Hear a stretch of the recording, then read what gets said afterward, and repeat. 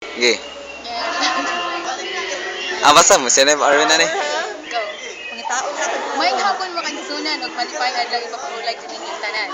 Ani ako karon dinhi sa Bacolod, Lanao del Norte kung sa diin gipahigayon ang gitawag nga Inter-Youth Fellowship or Joint Youth Fellowship between sa People of Hope Association Iligan City ug Zone 2 nga fellowship dinhi sa Bacolod, Iligan City. Kini gisugdan ni adtong May 10, that's Thursday, 2012 ug matapos kining ugmang adlaw sa May 13.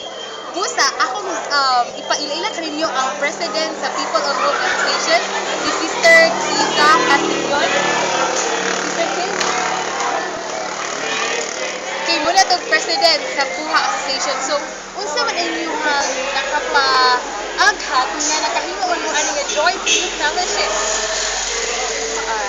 Actually, friend na ako si Ma'am Eve. Ano siya, president rin sa Pilipinas, matanong ako.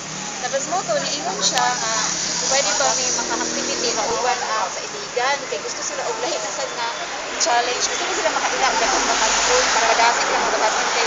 Karon mo na summer, wala sila program. Kaya na-busy siya sa iyaang masteran. Sa iyaang master guide na promote ko. Ako na lang iyaan gipaangan sa program mo to naka-design nga joint fellowship na dayon. So, dili mo naka-decide nga dinhi sa Bacolod, Iligan City now. Oo. Okay. So, mga kaigsuunan, gusto po ni siya ka-way na nga itong mga batang di ka sa Iligan City o dinhi sa Bacolod, mag-meet para sa pagpadasig sa matag usa.